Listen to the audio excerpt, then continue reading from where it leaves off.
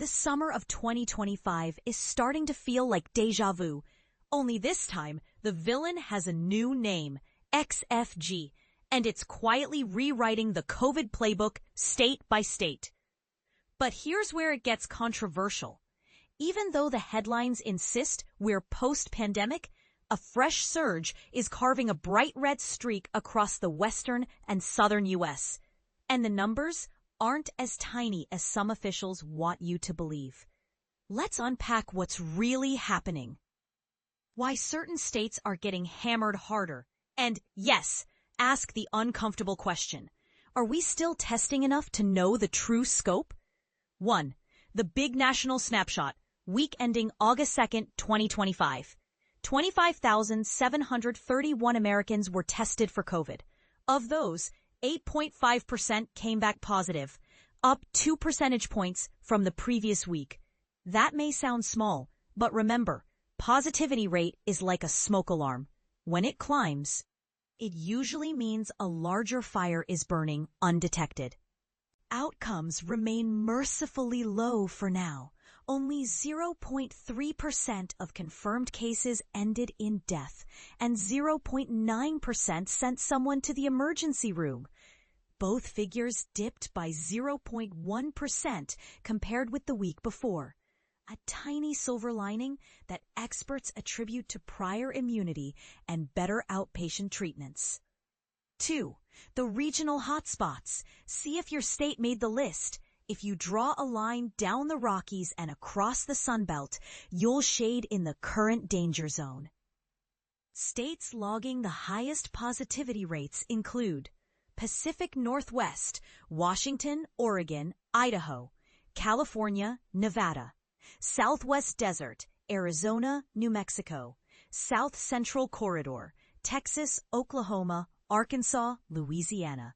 In plain English, if you're planning a road trip from Seattle to Austin, pack masks along with your sunscreen. Hospitals in these regions report fuller ICUs, not crisis level yet, but busy enough that elective surgeries are quietly being postponed. 3. Which variant is actually winning the race? Here's the twist most people miss. The CDC has stretched its reporting window because states are sending in fewer samples. The latest reliable 2-week window, ending June 21st, shows NB181 dominates at 43% of genetically sequenced cases, an astonishing leap from 0% in April and only 10% in late May. LPP81 holds steady at 31%. The newcomer XFG, born from a mashup of F7 and LPP812, now sits at 14%. Up from literally 0 in March. Think of NB181 as the hare that sprinted past every other strain, while XFG is the tortoise gaining ground every week. Scientists are watching XFG especially closely because it carries mutations that might dodge some of our newest monoclonal antibodies. Cue the collective groan from immunocompromised readers. 4. Why the data feels slower and why that matters. Remember when dashboards updated daily? Those days are gone. Budget cuts and pandemic fatigue have thinned state reporting teams, so the CDC now allows longer gaps between variant bulletins.